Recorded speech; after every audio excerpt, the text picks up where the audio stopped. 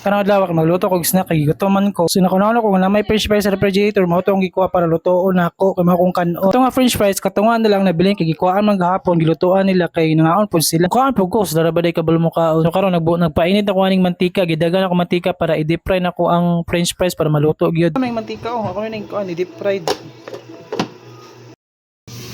Nakoy kuan diri ka ng french fries nga lutoon ko ba. Mahal mo sa paliton sa kuan fast food. Kami na rin magpalit. Bukal ni og pila isa ka kalaha nga gamay nga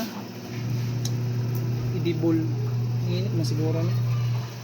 Ay init na kuan ni ihumol.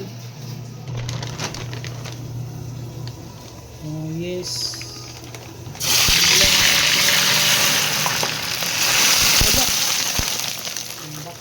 Actually guys, nga na saktong pagkaluto sa french fries pinakurat. Lami magpakuratan ang french fries. Kay kung mukhaan po kaano pinakurat, makuratan po ka sa kalami. So ako lang ang gihulat nga mag golden brown yung french fries nga akong giprito sa mantika. Of course, dagang mantika pa di pre para sure gyud maluto. Utang gyud kaming awas og tinuod ang dibol sa kalaha nga gamay. Unsa nga naawas mo tinuod ang kalaha nga gamay.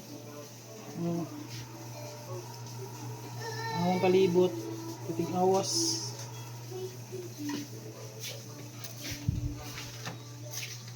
Salong.